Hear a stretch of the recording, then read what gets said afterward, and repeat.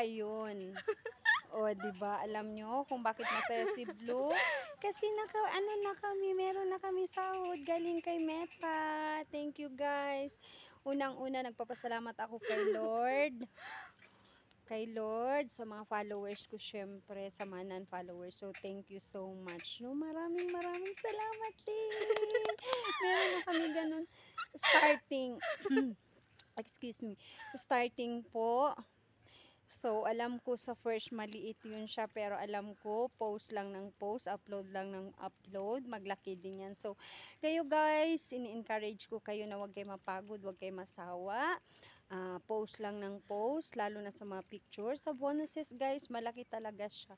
So, ayun, maliit man yun sa amin, very thankful kami nang dahil sa inyo, nagkasahod kami kay Meta. So, I hope na sunod na ah, bigay ni Lord, malaki na. Syempre, maghingi man lang tayo kay Lord. Syempre, palakihin na lang natin talaga. So, ayun.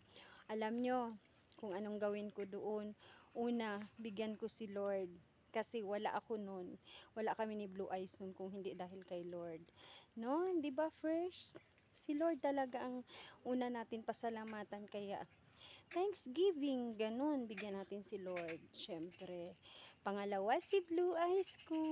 So, ayan, masaya yan siya. Kay paloadan ko daw siya ngayon. Kasi may pera kami. So, ayun.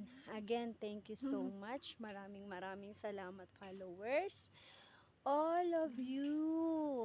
16K followers. Thank you so much. Nagka 16K followers muna kami bago kami naka-payout ni Blue Eyes, no?